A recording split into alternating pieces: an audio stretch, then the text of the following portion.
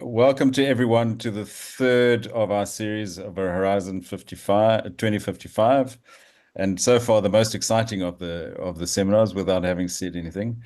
Emma Hay is up presenting today, and Emma's going to take us through her it's not immersive in the sense that you can't do that online, but it's about wild ethics and feathered friends, and is going to take a slightly different approach to normal in this process. Emma is a postdoctoral fellow with Iscia, and my fellow co-host with Andrea, who is traveling at the moment.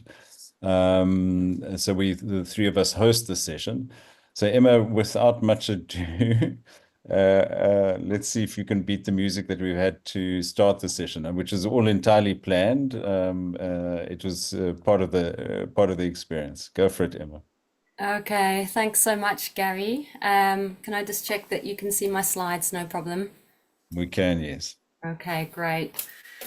Well, thanks everybody for persevering with that interesting start to the session. I'm all about emergence and, spontaneous becomings and happenings, so that's a good start to things.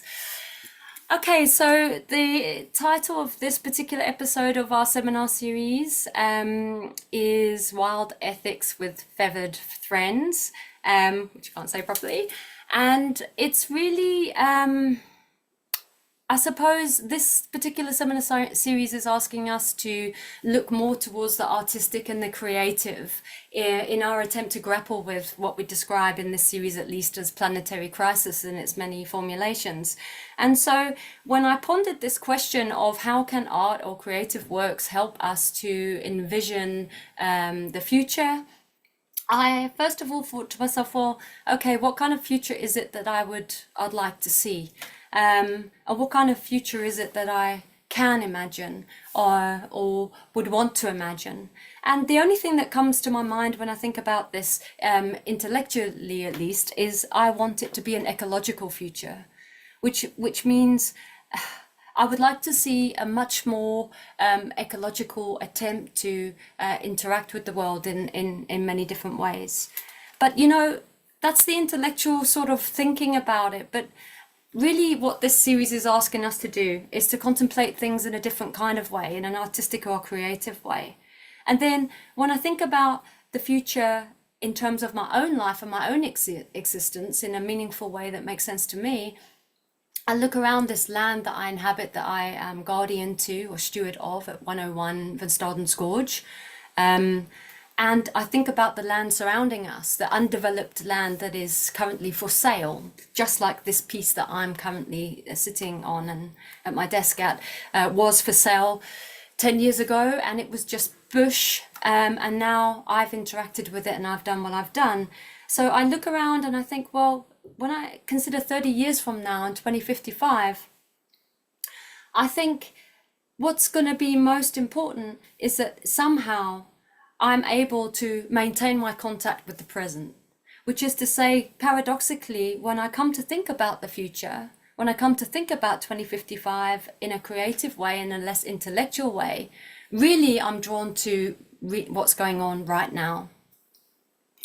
Now, I've drawn from Wild Ethics, which is a reference to David Abram, cultural ecologist and philosopher and author.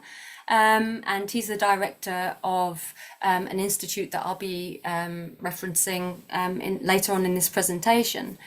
And he's the one who talks about a return to the sensorial present, meaning that if we are to imagine a more ecological future, really where this begins, for many at least, is in the sensorial present, which is to say that thinking may be what has caused some of the problems, the urgency, the issues that we face, the urgency that we seem to face is in part, at least from my perspective, a reflection of a manner of thinking or systems of ideas that are not serving us, nor are they serving the planet at large.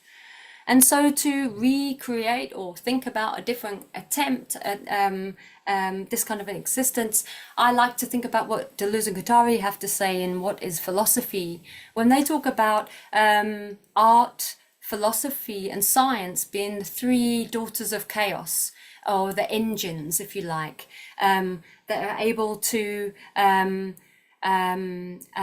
bring in the fresh air, allow for the change, allow for the shifting away from habitual refrains, or in this case, shifting away from habitual behaviors that seem to be to our detriment as a human collective and a planetary biosphere as well.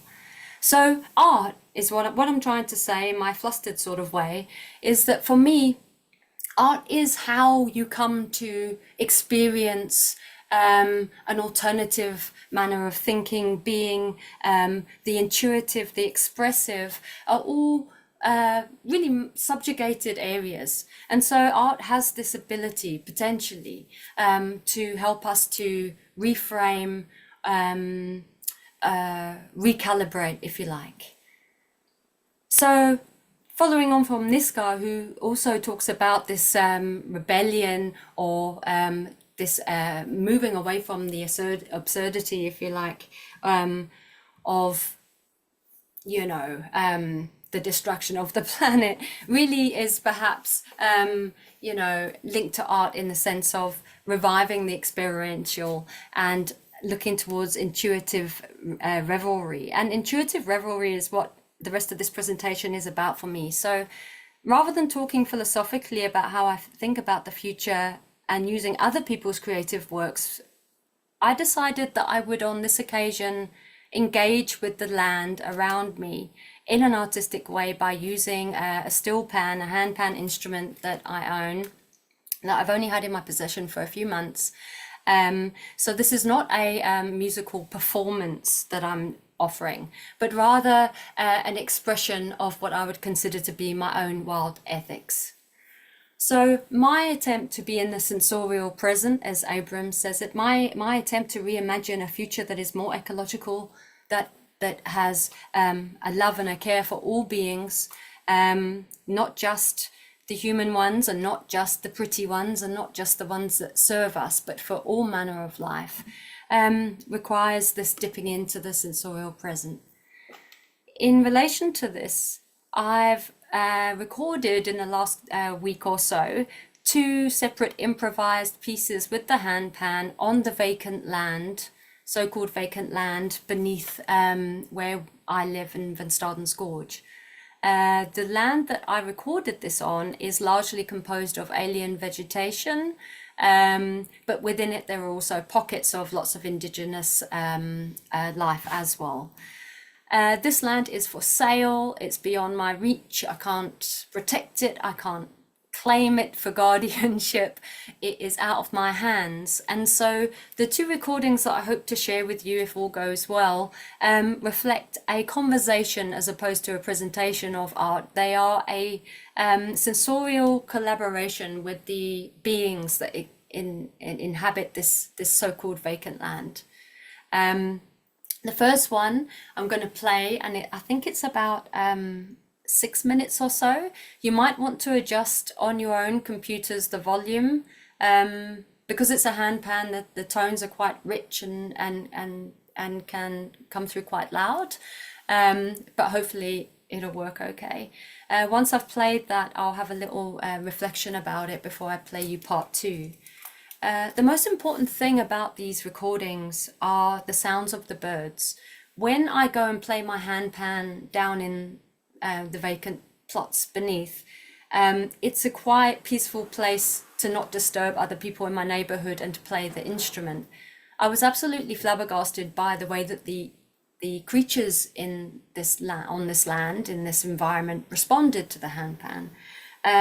The recordings don't necessarily do it justice, but hopefully you can pick up the array of different birds that are there and how they, normally they come closer and closer to the point where sometimes they squawk all over what I'm trying to play. But yeah, I'm going to try and share a different screen now so that I can get you to listen to the recordings that I speak of. Okay, bear with me.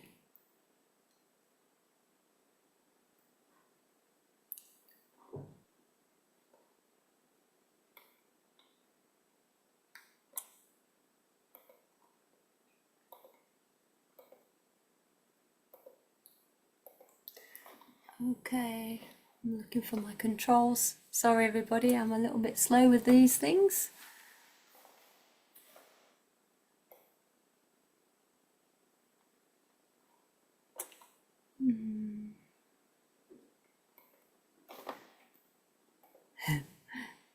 Okay.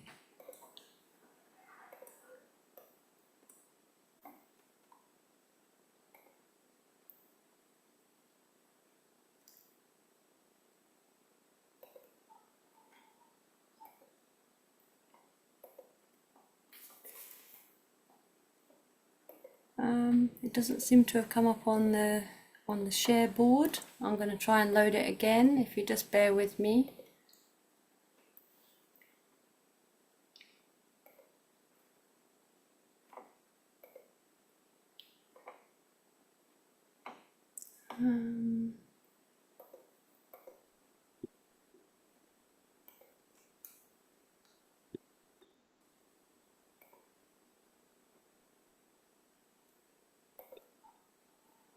Emma, I think you have to unshare the screen and then reshare it. No, it does work. I've tried it yesterday. It's just that it's not loading like my original Oh, wouldn't load. sure. Yeah. So yeah, I'm going to try closing it. I'm trying not to panic with everything that's gone on today. I'm sorry everybody, I did actually practice this yesterday and it all worked perfectly well. So Murphy's doing what Murphy does. Okay, I'm just going to try one more time to load it and reload it. Otherwise, I might have to just talk about it, which would be a real shame. Yeah, just give me a minute.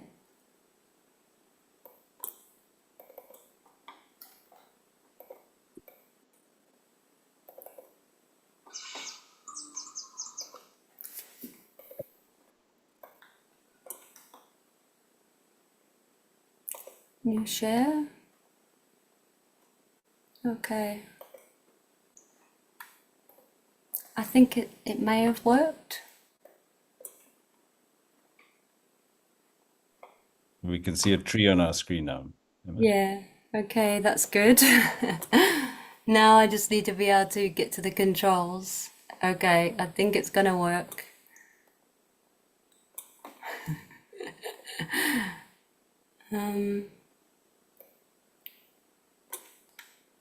I think Alex has offered to Okay. make bullet sounds for you. Okay, okay, everybody, I think we're ready to go. I'm sorry about this. I do have one other one, so I'm going to load it in this gap, hopefully. Actually, no, I can't. But anyway, so I've placed this, it's just my basic phone underneath this tree. This was about 4 days ago. And I improv. I just play the handpan as a form of relaxation and enjoyment. And then what happens is what you can hear. So hopefully this is going to play.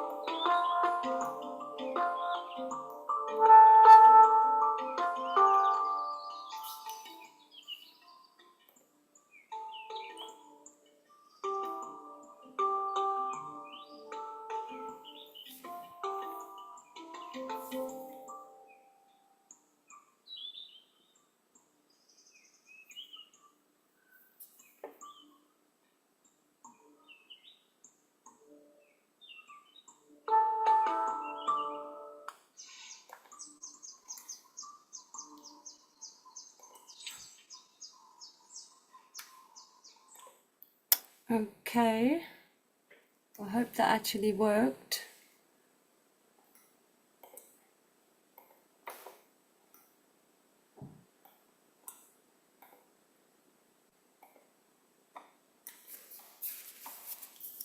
Okay, can I just check in that that audio worked for you, Gary, at least?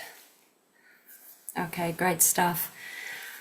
So, like I said, in terms of trying to understand the future through an artistic lens, I find that I'm drawn ever more into this relationship with the current situation as it stands. And, you know, in 30 years' time, I possibly won't be here. And even if I am here, all these plots, this picture on the slide here is just a plot up the road that was just recently sold. And, you know, they all say when you go online and you're looking for land, it always says vacant land. Vacant, vacant, vacant, vacant. And yet when I go and I spend time down in these undeveloped plots, what I find is not vacancy. What I find is lifing. And of course, the birds are a beautiful sort of conversational piece for understanding what's going on down there, because you can hear them and interact with them, and it's a conversation because they'll sometimes sing or squawk to the handpan. Other times they'll squawk over it. Some types of birds really enjoy certain types of notes, the high ones. Other types of birds only make noises you'll hear on, if I can get the next recording to play. I'm not sure if I should even attempt it actually with what's going on today. But anyway, so the birds are one side of the story. But, you know, there's also the fact that these plots are also, these undeveloped land plots are sort of seen as just vacant bush because they're full of exotics and aliens. But when you walk around, you'll find that, you know, the map is not the territory, it's not just exotic alien. And even if it is, it's habitat, it's home for an enormous array of beings. And so when you look around, what you actually find is lots of indigenous plants, lots of indigenous trees in pockets all amongst this exotic bush. And, you know, when I first bought this land here, acquired this land that we steward, it was full of wattle, and I, without hesitation, cut out thousands of wattle trees and gum and pine and rapidly replanted with indigenous stuff. But, you know, I had a vision of the future then. I had a vision of a better plot, a more vibrant plot of, you know, there being more diversity. So I had an ecological vision. I had a vision that was, you know, a care ethic, if you like. But at the same time, I failed to see, because I was moving so fast, not slow and intentional, not paying attention to the life that's right here and what is, as the present moment holds it. I was so interested in the future dream that I missed all this that was going on. I had no idea that all of this was here. The picture on the right is a young sapling tree, and you know the recording I just played you underneath the wattle tree. That tree was actually very badly burnt in the fires in 2017 that came through our plot too. Now, within 1 foot radius of that tree, I call it a mama tree because I'm not sentimental, it's a wattle, but it's also a pioneering tree, and it's a big one. And it burned very high up, but it survived amongst the ashes. Now, all around the base of that tree I counted 8 separate sapling trees within a 1 foot circle around the base of that one wattle of indigenous trees. 3 different Cercia and a Diospyros, and a Pelagia, a indigenous shrub. So underneath this tree, so what I'm trying to convey with this, perhaps a little bit clumsily, is that whenever I have an imagination or a thought or about something that is not actual or that doesn't exist currently, it becomes an idea or a mental map, and it detaches me from the life right here. I would not now go onto that land and just cut everything out without thinking about it, having seen how much life there was. But it took slow, intentional hanging out there to be surprised and brought back to my senses, if you like. Here's a close-up picture of me attempting to connect with and slow down and see some of the interactions that's going on with different beasties on the land. This is I think it's a type of carpenter bee that is landed here on a bourbon bush, and it's a bittersweet because, you know, when I think about the future, 2055, I think about the present, and when I think about the present, I think about the loss, the beauty and the amazing array of life, but also the loss, because everywhere around us, the wildlife is diminishing rapidly, and on our land, I had a bunch of trees growing that were continuously being eaten back by the duiker in the area, lots of duiker. And the boobum was one of them. And then until about a week or 2 ago, I'd never seen it flower because it was always getting nailed every single growth season by the duikers in the area. But for the last 2 years, there's been no duiker because of all the fences and all of the loss of habitat. So it's the same with the porcupine, they're reducing. It's the same with the coming through of the baboons, it's reducing. I could go on and on. So there's this two-way process going on that I'm trying to convey through the art. One is the love for all of these beings on this not vacant land, and the other is also the sense of loss. And this brings me to the wild ethics that I was talking about in my abstract, which is Abram's work, David Abram. Now, David Abram talks about inhabiting a common world in the sense that it's our attentive openness and our attunement to the vibrant world in which we live that holds, if you like, the promises for a more ecological future. In other words, it's the present that holds the promises for the future, but not a present in which we're locked into a particular kind of thinking, but maybe one where there is a little bit more sensitive attunement to what is, to the present moment. I'm looking at the time.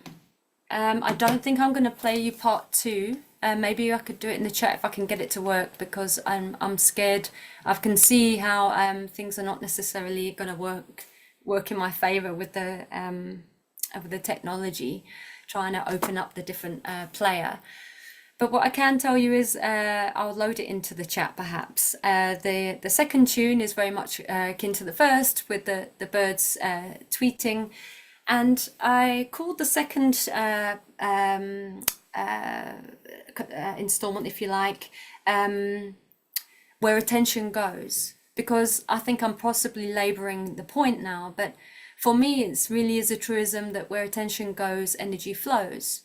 And if I'm able to bring my attention back into the current moment, then I'm much more able to process and to actively engage from a place that is perhaps less reactive and more responsive. There's this idea that between stimulus and response, there's a gap. And it's that space that I'm looking for and trying to convey with the handpan. And on that note, I would also like to actually draw some attention to the handpan, which I've kind of ignored in this presentation a little bit. But I mean, the instrument's new to me, and I'm not a musician per se. I'm somebody who acquired a handpan a few months ago. But what I did read into the handpan, and I did find that along with other forms of art that can be highly beneficial to your individual sort of state of mind and sense of presence and being present in the present moment. Handpans have a particular kind of frequency. There are 3 separate frequencies in each note. Most other instruments only have 2, and these frequencies have a ratio with one another that are particularly harmonizing to the mind. So I'll put the links to these recordings in the chat box, or try and find another. I'll try and load those. Because if you actually listen to the steel pan or the handpan, it generally creates a real sense of calm. So for me, as a musical expression, if you like, or an artistic expression, it's not just that it allows me to be in the present moment, it actually is restorative. And that brings me on to my final point for this presentation. I'm skipping through my fire slides. And that's that for me, thinking about the future by being in the present moment is not a passive thing, and it's not a trivial thing. I think, the 3 R's I'm very keen on, the whole recycle, reduce, reuse is great when we're talking about ecological issues. But what about my 3 R's too, which I just kind of come up with this afternoon, which are recollect, relax, and revitalize. And by recollecting, I mean reconnecting our connection to not just wider nature on a wider level, but also maybe recollecting some of the emotional aspects that come up in relation to talking about planetary decline, or even talking about the future and feeling anxious about it. Eco-grief and eco-anxiety are very valid feelings and functional in the presence of great sort of crisis and polycrisis that we're sort of bombarded with. But also being in wider nature, sitting amongst the birds, noticing, slowing down, paying conscious attention to the lifing all around and all of the connectivity going on has a deeply relaxing and revitalizing effect. It's soul food, so I think that there's a two-way thing going on. On one hand, I'm talking about this notion of having being present with what is in an attempt to have some kind of ethical understanding of or reflection on sort of the loss that's going on and the life that is here. But it's also about revitalizing and restoring and relaxing too. So during my doctorate, I had a whole chapter on ecotherapy and on the benefits of this, in terms of how being in nature, Gary knows all about this, getting into the ocean, getting out into the woods, even being in your own backyard, just paying attention and noticing all the life that's going on, has deeply beneficial effects in terms of one's own subjectivity, sense of self and sense of connectedness to things, and is deeply revitalizing and relaxing. So yeah, with that, I'm going to end with a couple of photos that I took around our plot over the last week or two, trying to zoom in and be present with what is, and my beloved handpan on the beach listening to the ocean. And finally, I'm going to say with thanks to this Alliance for Wild Ethics that I've cited when I've been talking about this particular perspective of being in the sensorial present in order to reimagine an ecological future. So yeah, with thanks to the Alliance for Wild Ethics as well. Okay, I think I'm going to stop. I'm going to stop there and save us all.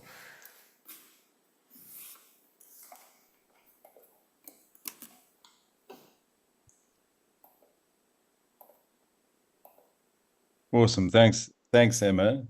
I'm particularly struck by your where the tension goes, the energy flows, and the relocating of where your energy lies in that. Um, I mean, where you live, so as people think of questions to ask, where you lived, I mean, is almost an immersive experience in itself, and you live an immersive style. You think, has that made a huge difference to your life? Yeah, yeah, very much so because when David and I purchased this land in 2014, the whole idea was that we had a very set idea about what the future would hold for the land. And it was very righteous and sanctimonious. It was, we're going to be self-sufficient, we're going to be completely off grid, we're going to tread lightly, we're going to grow our own food, we're going to have a food forest. And we do. We have 30 or so fruit trees that perform brilliantly all over the plot, feeding the baboons and the cows and the porcupine and the monkeys and the bunnies and on and. So yeah, my experiences are very immersive, but I still have noticed that if I constantly focus on the map and not the territory, like my design for the land, if I just went tooth and nail headed towards that, I I would be at a major loss because I'd be missing all of the connections as they unfold right now, as they're unfolding. I'm not really making myself very clear on that. I suppose really what this land has done and what I'm trying to convey is my sense of predictability and controllability and certainty has been really, really battered to a pulp by living in amongst the emergence that is going on all around me. And I've very much connected with the life and the processes of life, and very much fallen in love with those. But at the same time, I'm seeing the degeneration of all of the beings and becomings around this area at the same time. What I'm not saying is that I think I know what we should do. I'm saying I don't know what we should do. I don't think any of us should think that we know what we should do. 10 years of living off grid and pooing into a bucket and all of this, hardcore radical stuff has shown me that if anything, all it's done is made me much more uncertain. And now I engage with the provisional imperative, to use Celia's and Woman's term, and with the permaculture principle of don't just do something, stand there. So instead of don't just stand there, do something, stop and wait. So my approach has changed radically, Gary, from hands-on and thinking about the future to, I suppose, very much a very tentative attitude change. It's a change in attitude. Yeah, sorry, that's a very long answer. No, Emma, I'm no, still I coming understand back to very. earth with all of our interesting beginnings. No, I find it very interesting. I mean, I think that what you've done is you put yourself into a new space and then started to listen to that space, Trying to, yeah. so the act of putting yourself in that new space, I think was primary to what's then taken place. But yeah, very interesting. All right, everyone. So the opportunity now is just to engage further. Are there any questions to Emma? Anyone who'd like to make a contribution or ask her a question? Anything further? Don't all. So I have Alex and then Brian. Alex, go ahead. Hello, Emma. Thank you so much. It was such a wonderful presentation. Thanks, Alex. You're supportive. Thank you. Sure. I actually also used to play, well, not hand drums, but on the steel drums, and so it brought a lot of wonderful nostalgia as well. But I suppose just asking the first question after Gary, one always wants more time to formulate a good question. But just to say, I think how I read your presentation as a beautiful way to handle uncertainty. I remember it's just struck me when you finished I remember someone sent me, notified me about a conference to deal with uncertainty. That uncertainty was in some sense an existential threat, and we have to manage it. And if we don't know how to manage it, it's going to be a disaster. And hosted somewhere in Germany, and I sort of,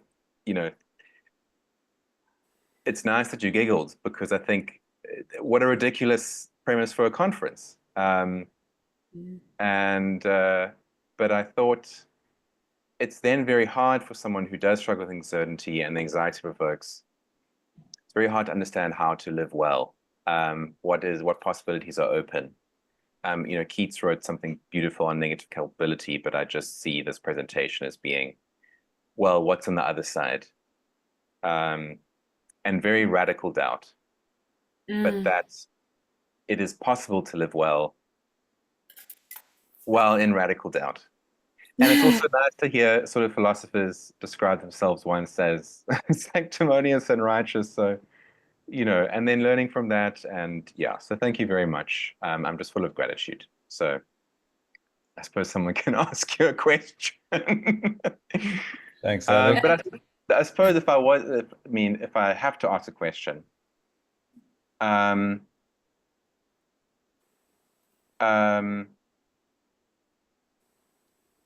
something that does strike me in the work on ethics is focus. And now so much work in ethics and philosophy uses a critical language. And what also struck me in the presentation was awareness of the different creatures that you live with. And this has brought a sense of uncertainty into your writing. But I suppose maybe you could talk, there was a slide that you missed because of time. Could you go back to that and say what you didn't have a chance to say? Because it spoke about affect and affecting, and I think maybe I would like to hear more on what you would have said if you had had the time. And yeah, that was my question. Thanks. Okay, thanks, Alex. I love hearing from you. I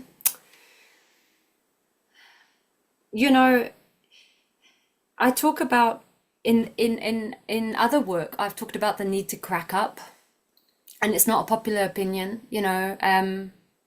I like the post-humanist thinkers who talk about ecologics of repair, and one particular one, Rosie Braidotti, talks about we need to crack up, and what she means by that is if to let go of habitual sort of patterns and systems of ideas that don't serve us.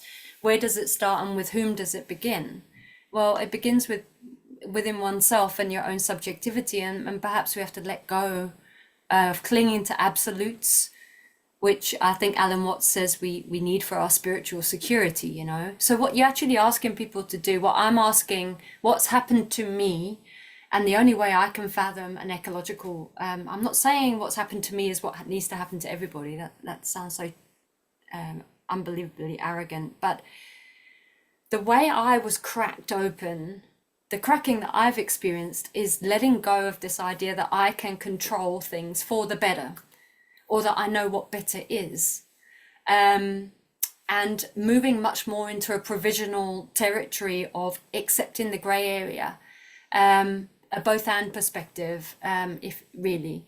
So, the reason I said the 3 R's there, recollect and revitalize and relax, is because I think we need a bit of radical empathy and compassion for ourselves and each other.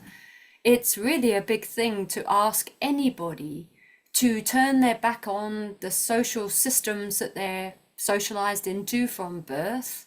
We're completely swamped. Even our Abram talks about how our language detaches us from a sense of oneness and unity, with the wider non-human environment because of the subject-object dichotomy. It's everywhere, it's in everything. So it's a cracking up because you have to now relinquish parts of your internal monologue, your narrative. So for me, playing the handpan and the drums is imperative for my emotional and cognitive survival. Being in nature while it destroys me in some ways to see it destroyed, I wouldn't ever turn my back on the sort of joy and the nourishment that I get from wild spaces, going up the back of the lady's slipper, you know, going into the gorge, or even just running around pruning trees and turning compost is like incredibly nourishing and relaxing, because everything is so go, go, go. So that's slowing down. So if I had to talk about like emotion and affect, it would be embracing embracing eco grief or anxiety about these problems is part of shining a light of awareness on those emotions. Is ironically, for me at least, part of the way that you can learn to work with them and turn the energy into a positive force, you know, negative emotions into endurance for affirmative, you know, whatever action that one needs to take in their own lives. So that's a very long answer. Be warned, anyone who wants to ask me a question. Sorry. No, absolutely fine. Thank you very much for that. Brian, you had a point you wanted to make, or question to ask? So thanks, Emma. That was really enjoyable, and I finally got the freaking times right on this thing. I was actually in another meeting and went, shit, I'm leaving. Oh, thanks, man. This is much more exciting. I really, like as Alex said, really appreciate your honesty and just talking through things. And I was thinking, I grew up in New York City, an urban environment, and I put a article there in the Guardian. We have rats, and there's this sense of the city constantly wanting to control it, and they can't because it's this complex relationship between host and whatever you call the organism that feeds on the host, with us being the host as humans and the rats being, the organism that feeds on that. And this is very, very distressing, and especially even now when I live in Old York in the UK, so I moved from New York to Old York, just living in this environment where I feel out of control constantly, in that sense, just that you're talking about. So you're in the space you're in, and I'm in the space that I'm in. And as you were talking, I was thinking, well, geez, like we have the street here that has massive noise, and it's used as a cut through. And council to turn it into a one-way or make it a private road, and they said no. And it was just happened yesterday, and just this real sense of inability to manage your environment. So I was just wondering, my question to pull you and Gary was, how would the two of you juxtapose what Gary talked about last week as compared to what you're talking about this week? Because it seemed to be coming from very different framings. Is there any middle ground that the two of you see? Because I felt like Gary was leaning more where I was talking about. And anyways, I just to throw it out, maybe to make some connections between the chats as well.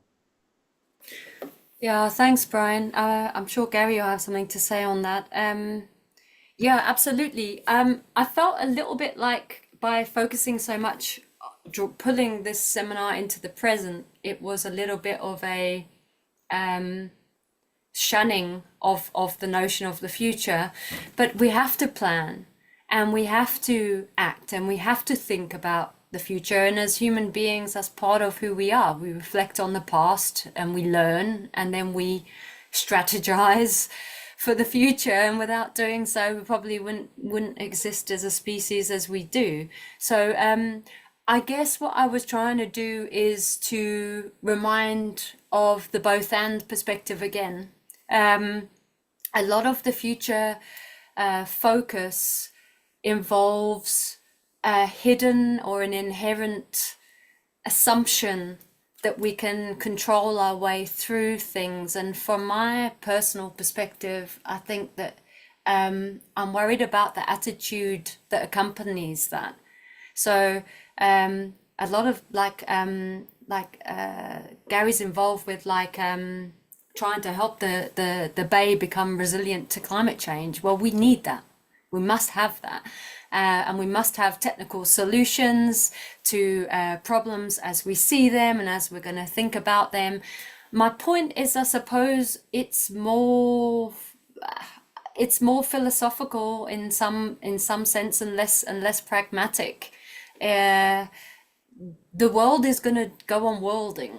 Assemblages will unfold, and I think it's just important to remember while we're talking about all of this stuff that we must also take care of the present in perhaps a different way. Which is not to say that I think that that's all we can do, because of course we can't. It's like suggesting that everybody go and meditate on a hill for the rest of their lives in order to be mindful in their living. They can't, you know. So it's just about, for me, I suppose, always coming back to the question of where is the I, the me, and all of this we. Where am I? What is my responsibility? And the only way I can fathom my own responsibility for my own future and for the future of those around me is to try and take care and be the best sort of version of myself I can be, which involves all these things I've been trying to sort of embed into my life, the slowing down, the intentional, the mindfulness, all those kind of things. But yeah, it's only one part of the spectrum, the present stuff. Awesome. Thanks. Yeah. Gary, I don't know if you've got anything you'd like to add to Brian's question. Yeah, I mean, I think the attempt last week was to project into the future of where you would be living and recreate a sort of immersive experience of that, you know, to do exactly what you're doing now in terms of bringing the present future, as I understand it, you know. So you spoke about me swimming, and I had open water swim, and sometimes in some rough conditions and that, and you have to, I mean, your intent is to get from one place to the other, but you have to let go of some preconceived notions of exactly how you should swim it, and that. So you have to let go of that control, and I think that Brian maybe is the common thread here, is the inability to control the future. But then you know, so we have this belief as humans that we can control everything, and that we can control the present and we can control the future. And I think what both Em and I are potentially saying is that you have to enter that space with intentionality, but you have to then let go. You have to listen to. I think you have to listen to the space. You have to. It's not that you lose your intentionality, but you give up the need to control it exactly in terms of how you saw it unfolding. So it's not a linear process. It's not and I've been doing a lot of thinking around strategic planning and how you know, that you can't actually plan like we think that you can plan. But that doesn't mean that you give up planning per se. You know, so I mean, I think that's where we're struggling at the moment is that we can see, in terms of Zizek's thing, that we can see where it's going, you know. How do we control it that we don't? And I'm not sure that we can, you know, and so maybe it means that we do have to immerse ourselves in that present. Yeah. So, I mean, I think you can hear both Em and I are fairly, well, and let me speak for myself in terms of unsure of the space at this point in time, you know. And that's the risk that we're taking, you know. So yeah, I don't know if that that answers in. Yeah, I mean, I'm just asking. I think I don't have I a think it's clue either. Yeah. You mentioned Alan Watson. I always think of his saying that the future is always the present. There's really no future. There's only now. And so in some ways it's like you said, both and. Both and. I think you have to give up the need to know, you know, to know everything, and that you have to just allow for things to emerge. And that's a very difficult thing for us as a species that has tried to control our environment everywhere we go, you know. So any other questions to Emma? Aaron wanted to jump in. I will say one thing though, is I was watching, since we're being philosophical, I don't know if anybody's a big fan of the Big Lebowski. I Dude, remember it. Yeah. I saw the dude being interviewed the other day, and he said the most dangerous quality of humans is the view of certainty. You know, Trump becomes elected, the environment's going to go to hell. And he's like, there's no such thing. Uncertainty is a dangerous idea. So I like what you said, Gary. We have no idea. So I think what you're saying, Emma, is, you know, present always has to be part of the future. Anyways, thanks. It's just enjoyable. Sorry. Yeah, that's yeah. I A think nice that's conclusion. Thanks, Brian. Anyone else? Anyone else want to because we at the end of the allocated time, we had a very interesting start to the session. Yeah. So Brian, I think you missed the bomb. Yeah. So Apologies for my flustered state. That did throw me, that and the technological practice that didn't work. But never mind. I think it did In the end. I think it did fine, you know. So Yeah. any other points before we conclude?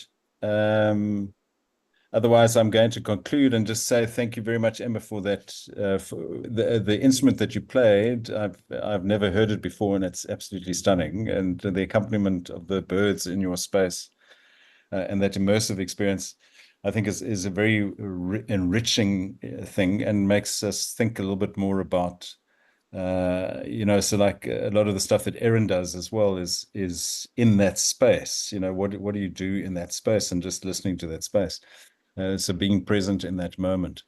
So thank you to you, Emma, for that presentation, and thanks to everyone else for joining us.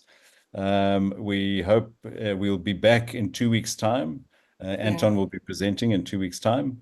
Next week is a public holiday.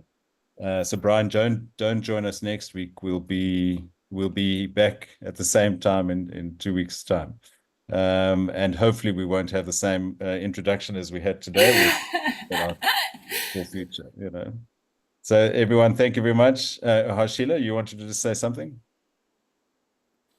Thanks, Gary. Thank you. So it's a hello and a goodbye, and also just an apology for those who got caught up in the crossfire of the hacking of today's series. Yeah, apologies for that. We definitely hadn't planned it. So as Gary said, hopefully it won't happen in 2 weeks' time. I think I know what the issue was, but I'll take that offline with Emma and Gary. So yeah, thanks, Emma. That was really good. Gary, thank you for hosting. And in Andrea's absence, thank you all for being here. And we'll see you guys in 2 weeks. Okay. Awesome stuff. Thank you, All right. everyone. Take Thanks. care. Have a good Bye-bye. afternoon. Good Bye. weekend.